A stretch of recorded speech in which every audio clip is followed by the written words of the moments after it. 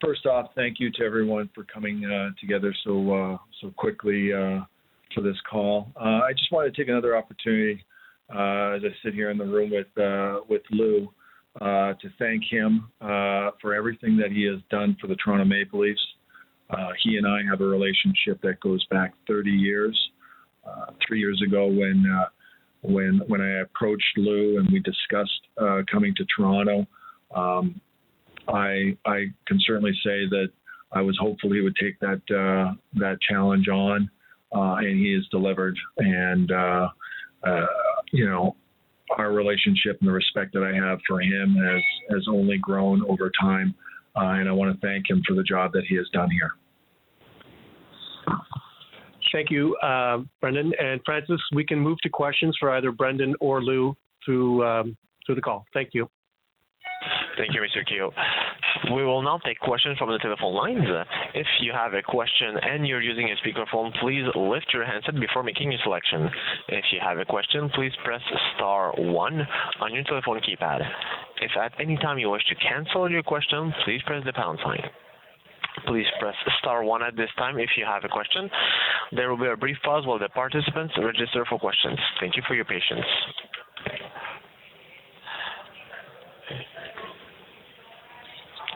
The first question is from Lance Hornby from Toronto Sun. Please go ahead. Thank you. A question for both guys. Could you please comment, Lou, you're a hands-on guy and possibly maybe looking at something else down the road with another team if that arises.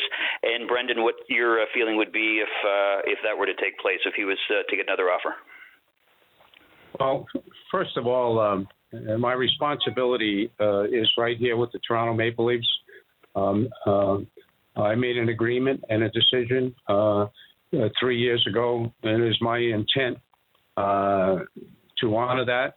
And really, it was this morning that Brendan and I had a conversation. So really, there are no other thoughts in my mind at this point.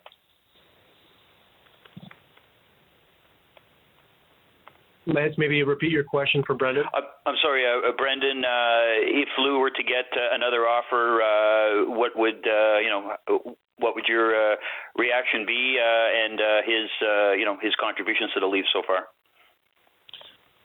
Well, Lou's contributions to the Leafs were vital. I mean, we were an organization that was looking to build, the cultural foundations that he laid, his expertise, the mentorship that he's provided. As I said before, I have the utmost respect for Lou, and he's earned that throughout the hockey world.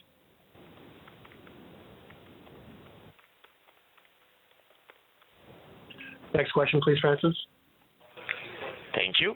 The next question is from Adam Plateau from MapleLeafs.com. Please go ahead. Hi, everybody. Brendan, I guess my first question is for you. I know this is, a challenging market, Toronto, for any hockey person, but what initially made you feel as if Lou was the right fit for the job? And then just as a quick follow-up for Lou, what did you consider as your proudest moment or the thing you're most proud of in your time with the team? But Brendan, my question to you first, please.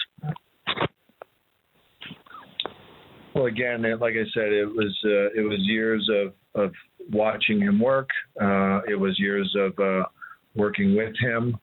After spending 1 year here in Toronto and making some of the assessments that I did make, when Lou became available, I just thought he was the perfect fit.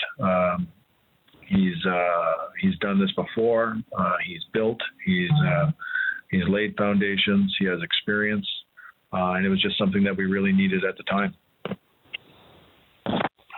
Great. And Lou, your proudest moment in your time here? Well, probably the proudest moment is seeing how the franchise has grown as far as winning. I think that, 3 years ago, the first year we went through a transition where we went through some 50 players to find out exactly who wanted to be a part of the group that Brendan put together, and seeing the people who did remain, the success that they've had since then. And I guess the proudest moment would be seeing the team go from 30 to 14, 15 to 7. I guess that would be the proudest moment. Thank you, Lou. Thank you, Brenda.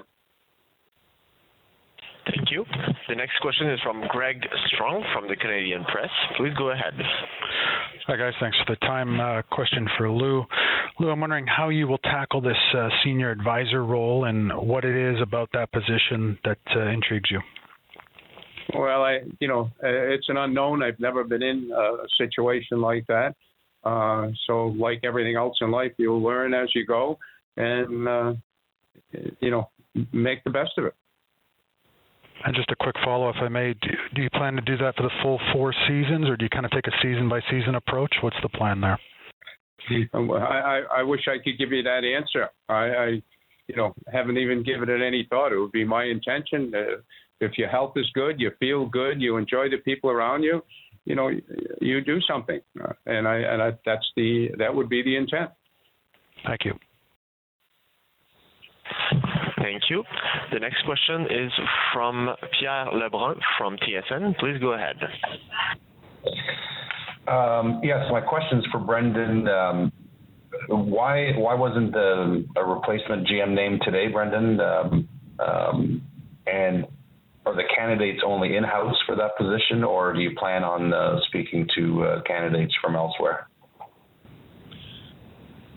Well, I mean, first and foremost, we were playing hockey a week ago, so our focus was on hockey, on the games. I felt what was best for the organization was if I were to make a decision, to make one early. I haven't begun that process yet, and that's why nobody has been named. My focus was on Lou and making a decision. And taking a little bit of time right after the season ended to really reflect on that. So just handling one thing at a time, Pierre. Right. And just so I don't misconstrue anything, the fact that you had a decision to think about and to make suggests that that Lou could have, if you decided otherwise, Lou could have continued perhaps for another year as GM. In other words, there were different options that you were looking at. Well, I can't get into my thought process with you, Pierre. Just simply, Lou and I, when we first met and discussed this challenge, we talked about a timetable, and I guess I came to the conclusion that was the right timetable, and it was time to make a change. Okay, thanks. Thank you. The next question is from Mike Ziesberger from NHL.com. Please go ahead. Brendan, what's your timetable now moving forward? Obviously, I would think you'd like to have somebody in place certainly by the draft and even by the combine. Do you have anything set in stone with that? I don't have a timetable at this time, Mike. Okay, thank you. Thank you. The next question is from David Schultz from the Global Mail. Please go ahead. 2 questions. One for Brendan. Could you say if there are outside candidates for the job? And Lou, what is different about this situation than when you left the New Jersey Devils, where I think it was, you could conclude you weren't happy being the president there. What is different here where you seem to say you're willing to stay on as a senior advisor? Well, first of all, I don't know who said I wasn't happy. There was only a short window that I was president there when Brendan had approached ownership. So I think that by not being happy, because I don't respond to what people say, I don't think that's a fair assessment of being happy or not being happy.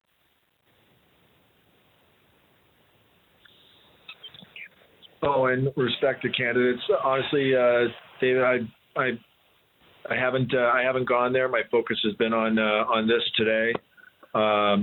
certainly, as I go through my process, I will, consider everything that I think is best for the Toronto Maple Leafs. Thank you. The next question is from Bruce Arthur from Toronto Star. Please go ahead. Hi, guys. This is a question for Brendan. Brendan, you go so far back with Lou, back to when you were first in the NHL. You guys have obviously worked together for these past 3 years. Was this a difficult decision for you personally, given all the time you've spent with Lou in the hockey world and how close you are?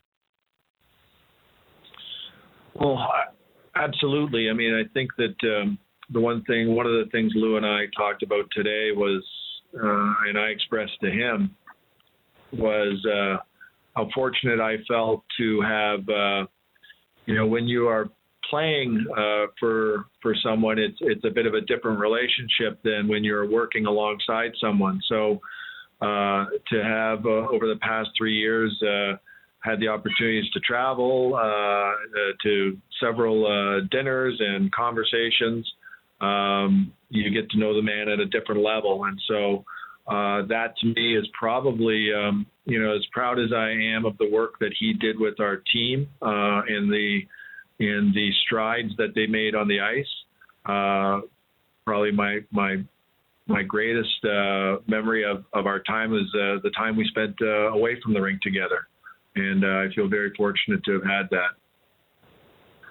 Quick follow-up for Lou. Lou, you obviously have dealt with so many people in your career. What can you kind of say about the last 2 years of working with Brendan in a way that you never had before, obviously? Well, I thought it was a very easy transition. As we have mentioned earlier, as was mentioned, Brendan was the first draft pick when I went to New Jersey, and came as a young player, and I've watched him develop, and I've watched him succeed throughout his career. And then he also came back prior to retirement. So I did know Brendan, but as Brendan said, you don't really get to know somebody until you work with them day in and day out. And he never got in the way of what I had to do in the position that he asked me to come here. And that's all that you can ask. As far as our personal relations, that doesn't change. And as he said, we spent many hours together that you don't have the opportunity to do when you're a player in a manager relationship. But when you're working together, you do have that opportunity. And you talk about everything. You talk about grandchildren. You talk about children. There are not many things you don't discuss. Thanks, guys. Francis, we'll take one final question. Thank you. The last question will be from Dave McCarthy from NHL.com. Please go ahead. This question's for Brendan. Obviously, when Lou took the job 3 years ago, the team was in a very different position than it is today. How much concern was there when making this decision that disrupting the continuity of the front office structure at this point could present some issues in the near term? Well, I think that is one of the things that Lou has to get credit for is he worked in an environment in which he came here and there was a team of people already assembled, and he fit in as their leader seamlessly. So Lou's mentorship these past 3 years with the entire management group, coaching staff, and even office staff.